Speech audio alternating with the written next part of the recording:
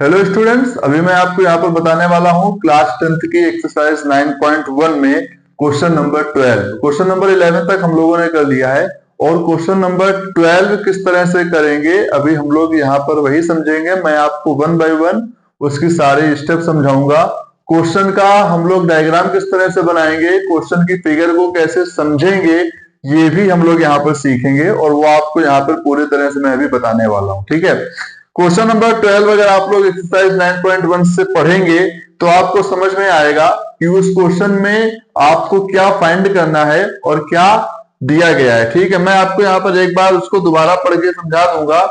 उसमें आपको देखो क्वेश्चन में क्या है कि एक 7 मीटर हाई बिल्डिंग है। पहले हम लोग यहाँ पे लिख लेते हैं कि हम लोग यहाँ पे कर रहे हैं एक्सरसाइज 9.1 और उसका है क्वेश्चन नंबर यहाँ पे 12। इस क्वेश्चन में जैसा दिया गया है कि एक 7 मीटर हाई बिल्डिंग है और उसके टॉप से एक यहाँ पे दिया गया है दूसरा टावर।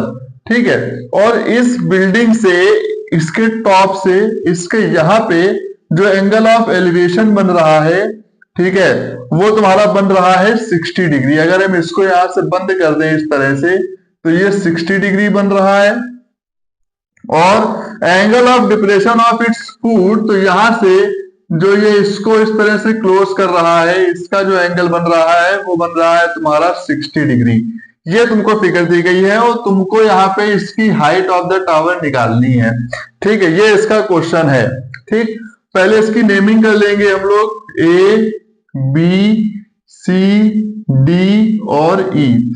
फिर से समझ लेते हैं कि ये तुमको 7 मीटर दिया गया है, यानी कि टावर बिल्डिंग दी गई है, हाइट ऑफ द बिल्डिंग। ठीक है, तो यहाँ पे ए जो है, ए इज बिल्डिंग है, ए एक बिल्डिंग है और C B D is tower, BD एक टावर दिया गया है तुमको। ठीक है, बीडी एक टावर है।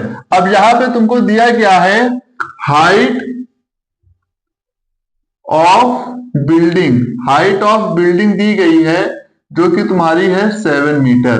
तुमको क्या फाइंड करना है, फाइंड बीडी, बीडी निकालना है। अब उसके लिए हम लोग क्या करेंगे, in triangle A E B. अब ट्रायंगल जब ए ई बी ले लेंगे तब बेटा इसमें क्या लगाएंगे, 10 60, यहाँ पे शायद ये दोनों 60 नहीं है, इसका फुट का 45 दिया गया है।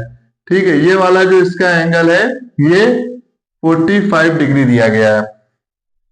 ठीक है, तो यहाँ पे लगाएंगे हम लोग 10 45 डिग्री इक्वल टू पीवीपी लगाइए। फिर से लिख लो यहाँ पे, हर एक क्वेश्चन में इसीलिए लिख देता हूं मैं ताकि आपको समझ में आ जाए। पीवीपी एचएचपी यानी कि परपेंडिकुलर अपॉन बेस, और ये हो जाएगा एई अपॉन ए बी। 1045 होता है 1, ए की वैल्यू दी गई है 7 मीटर, ये हो गया अपॉन में ए बी, तो ए बी की वैल्यू आ गई 7 मीटर। अब तुमको ये पता चल गया है कि यहां से इसकी वैल्यू जो है वो डिस्टेंस जो है वो भी 7 मीटर हो गई। अब तुम क्या करोगे, नाउ इन ट्रायंगल, अब कौन सा ट्रायंगल लेना है हमको, बड़ा वाला ट्रायंगल ले लेना है। कौन सा, ई डी सी।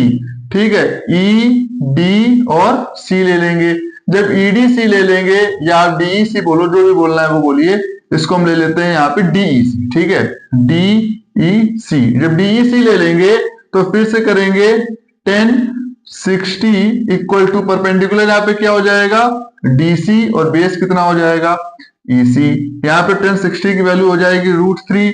डीसी की वैल्यू हमको पता नहीं है तो उसको ये रखेंगे। अब जब ये ए बी है, सेम डिस्टेंस पर 7 है, तो ईसी भी तो सेम डिस्टेंस पे 7 ही हो जाएगा, तो यहाँ इसको भी 7 मीटर ले लेंगे, तो ये हो जाएगा 7 मीटर। तो तुम्हारी डीसी की वैल्यू क्या हो जाएगी, 7√3 मीटर। लेकिन हमको यहाँ पे पूरी हाइट निकालनी थी, हमारे पास ये डीसी आ गया है 7√3 मीटर और ये तुमको इसके बराबर ही है, तो ये हो जाएगा 7 मीटर। Then height